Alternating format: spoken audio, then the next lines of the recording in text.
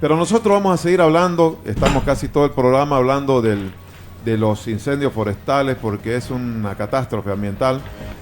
Y nos visita hoy, le agradezco muchísimo a don Gonzalo Colque de la Fundación Tierra, que hace todo un estudio de lo que pasa en este momento con las causas, porque estamos atacando los efectos más que las causas, ya este momento, lamentablemente. Y le voy a preguntar a don Gonzalo. Gonzalo, gracias por estar primero. Oiga, usted me comentaba que en este momento el mayor problema es Guarayos y le preocupa Choré, dentro de todo el gran problema. ¿Por qué? Buenas tardes, así para entenderlo bien. No, Tufi, muchas gracias por invitarme a tu programa.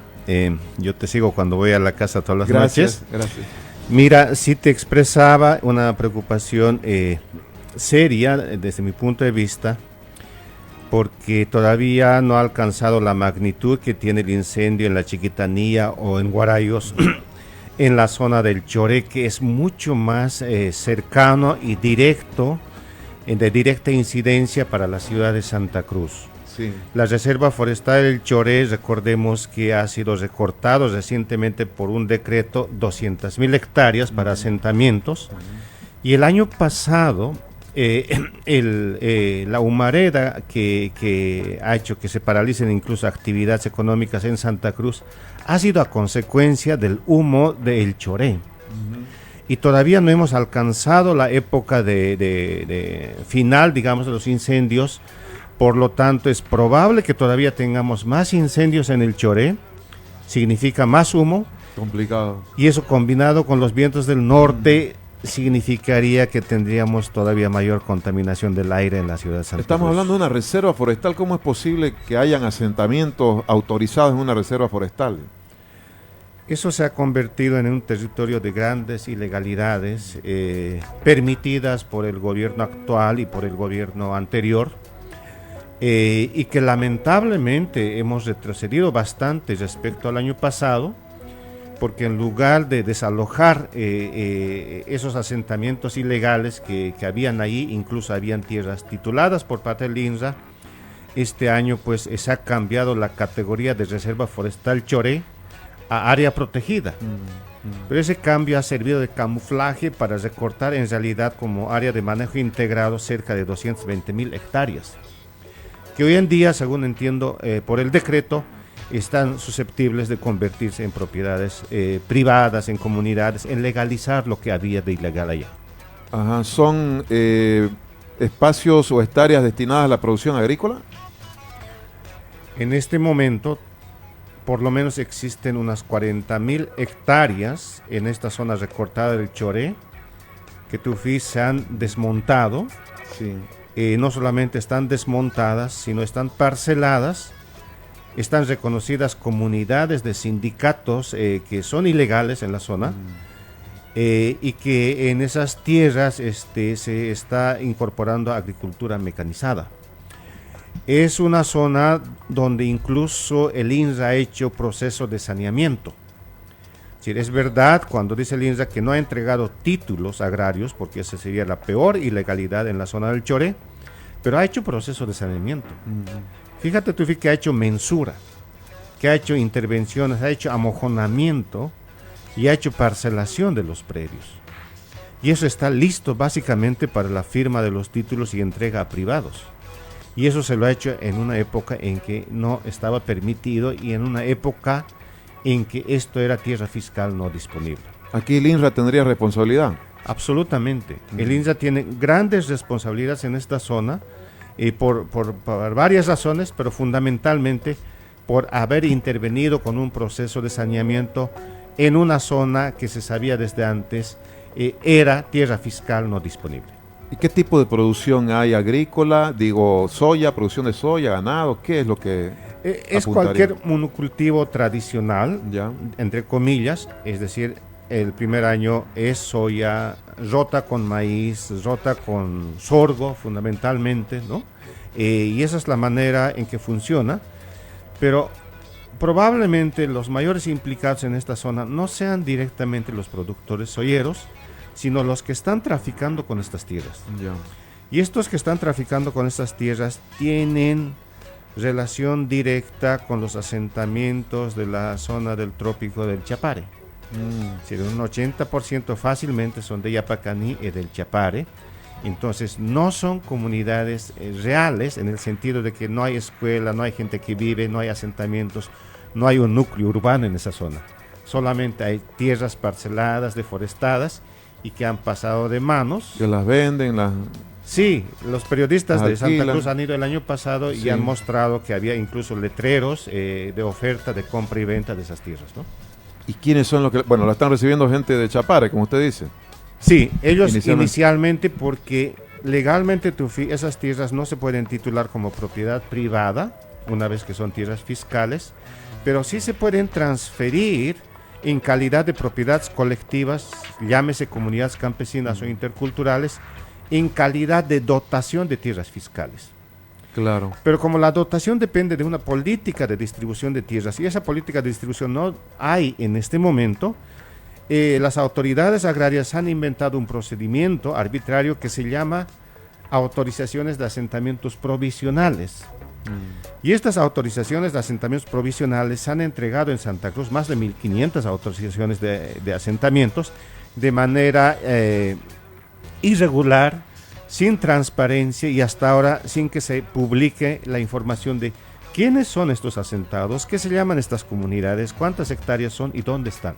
Entonces, esa es una parte fundamental del problema para entender todo lo que estamos viviendo. Están quemando, además, digamos, en los asentamientos. No, eso. Absolutamente. En el Choré se está quemando, se está incendiando, han desmontado, algunos tienen incluso autorizaciones de desmontes, y lo peor que tememos es que eso se convierta en fuego descontrolado. El año pasado se quemaron más de 70.000 hectáreas, y si algo similar ocurre este año, si prácticamente estaríamos en un escenario mucho peor de lo que tenemos ahora en la urbe cruceña. Sí, y ahora en el otro lado, Gonzalo Colque de la Fundación Tierra, ¿qué está pasando? Guarayos, esencialmente, bueno, lo que estamos viendo es Concepción, toda esa zona está muy golpeadísima por los incendios. Es terrible lo que está pasando en tres zonas, dejando de un lado San Matías, que básicamente ha sido a consecuencia del fuego que ha arrasado los pajonales del Pantanal. Del ¿no? Pantanal. Sí. ¿Eso es por fuego brasileño o boliviano? Boliviano. Boliviano, San Matías. Fuego boliviano, pero ese es un fuego descontrolado que no cuenta mucho en el análisis, digamos, porque no tiene interés económico. Ya. Lo que cuenta es Bajo Paraguay, Concepción, la TCO Venteverde, la TCO Guarayos, y los asentamientos en la provincia de Guarayos.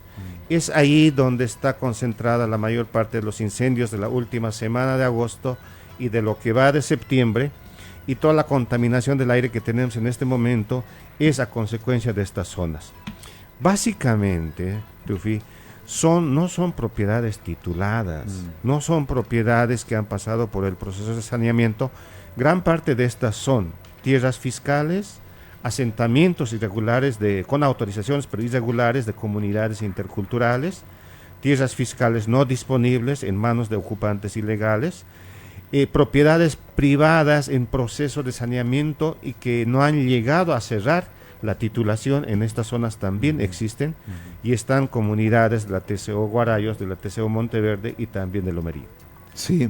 Ahí es donde si usted nos puede describir precisamente quiénes son los que están asentándose, ya nos dijo, ¿no? Básicamente, pero se señala mucho a los llamados interculturales, pero también hay quienes dicen, bueno, no son solo los interculturales, también hay medianos, grandes productores, soyeros o ganaderos, los que están en este momento involucrados en el problema de incendios forestales o chaqueos, digamos. Sí, la figura un poco se ha complicado, porque antes se podía categorizar de esa manera, pero hoy en día...